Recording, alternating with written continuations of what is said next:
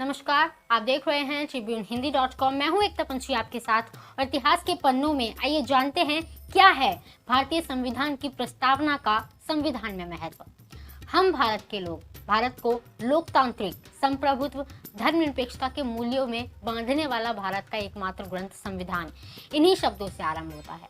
देश की आत्मा को स्वयं में बसाए संविधान विभिन्नताओं से भरे इस राष्ट्र को एक सूत्र में बांधने का सर्वप्रथम साधन है। संविधान का आरंभ प्रस्तावना से होता है। संविधान के उद्देश्यों को प्रकट करने हेतु यह उद्देशिका प्रस्तुत की जाती है।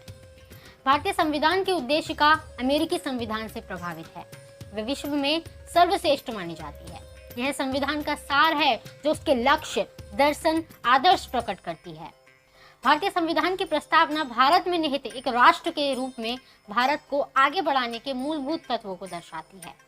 इसके माध्यम से हम संविधान निर्माताओं के मस्तिष्क में झांक सकते हैं और उद्देश्यों को भी समझ सकते हैं। उद्देशिका हम भारत के लोग से प्रारंभ होती है, जो यह घोषणा करती है कि संविधान अपनी शक्ति सीधे जनता से प्राप्त करता है। भारतीय जनता के सहयोग, योगदान से संविधान अस्तित्व में आया। वह भारतीय जनता की समस्त राजनीतिक सत्ता का स्रोत है। यह सच है कि समस्त भारतीय जनता ने इसका निर्माण नहीं किया, परंतु यह भी एक सच्चाई है कि इसके निर्माता जनता के प्रतिनिधि थे। इसी के माध्यम से भारतीय जनता ने अपनी सर्वोच्च इच्छा को व्यक्त करते हुए लोकतंत्रात्मक आदर्श अपनाया है। भारतीय संघ की संप्रभुत्ता और उसके लोकतंत्रात्मक स्वरूप की आधारशिला हमारी प्रस्तावना है। संविधान के 42वें संशोधन अधिनियम द्वारा इसमें धर्मनिरपेक्षता और समाजवादी शब्द जोड़ा गया है। इस प्रकार भारत को एक धर्मनिरपेक्ष राज्य घोषित किया गया। संविधान की प्रस्तावना इसकी आत्मा है। इसी के माध्यम से स्पष्ट हो जाता है कि स्वतंत्र भारत के नागरिक द्वारा किस तरह से संविधान का निर्माण किया गया है। भारतीय संविधान की प्रस्तावना से संबंधित 4 प्रमुख बातें हैं जो आपको जानना बहुत आवश्यक है। यह संविधान का महत्वपूर्ण अंग नहीं है, क्योंकि यह राज्यों के तीनों अंगों को कोई शक्ति नहीं देती। वह अपनी शक्तियां संविधान के अन्य अनुच्छेदों से प्राप्त करती है, इसलिए यह उनकी शक्ति पर कोई रोक भी नहीं लगा सकती। संविधान के किसी भाग पर यह कोई बल नहीं देती। संविधान के अनुच्छेद तथा इसमें संघर्ष होने पर अनुच्छेद को वरीयता मिलेगी। न्यायालय में इसके आधार पर कोई वाद नहीं लाया जा सकता, ना ही इसे लागू कर सकते हैं। इसे कई बार तो मात्र शोभत्व आभूषण भी कहा गया है। सर्वोच्च न्यायालय भी इसकी सीमित भूमिका मानता है। इसका प्रयोग संविधान में विद्यमान अस्पष्टता दूर करने हेतु किया जाता है। प्रस्तावना को संविधान के एक भाग के रूप में स्वीकारने पर 2 प्रकार के मत सामने आते हैं, परंपरागत व नवीन मत।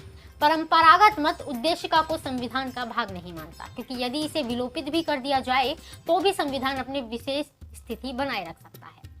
जो नया मत है इसे संविधान का एक भाग बताता है। संविधान एक भाग होने के कारण ही संसद में इसे 42वें संशोधन से इसे संशोधित किया गया तथा समाजवादी, धर्मनिरपेक्षता और अखंडता शब्द इसमें जोड़ दिए गए थे। वर्तमान समय में नवीन मत ही मान्य है, क्योंकि संविधान की प्रस्तावना संविधान का संक्षिप्त रूप है, जो कम शब्दों में संविधान के साथ साथ भारत के मूल्यों को भी दर्शाता है। यह संविधान के उन उच्च आदर्शों का परिचय देती है जिन्हें भारतीय जनता ने शासन के माध्यम से लागू करने का निर्णय किया है। इन आदर्शों का उद्देश्य न्याय, स्वतंत्रता, समानता, बंधुत्व या राष्ट्र की एकता एवं अखंडता स्थापित करना है। भारतीय संविधान की उद्देशिका वह नैतिक एवं उच्च मूल्यों को बताती है जिनके आधार पर भारत एक राष्ट्र के रूप में खड़ा है। वह आने वाली पीढ़ी को इन्हीं आदर्शों एवं मूल्यों को ध्यान में रखते हुए राष्ट्र को आगे बढ़ना है। इस वीडियो में इतना ही। अगर आप ये वीडियो फेसबुक पर देख रहे हैं तो हमारे पेज को लाइक कीजिए, और अगर आप ये वीडियो यूट्यूब पर देख रहे हैं तो हमारे चैनल को सब्सक्राइब करना बिल्कुल भी मत भूलिएगा और देखते रहिए ट्रिब्यून हिंदी.com।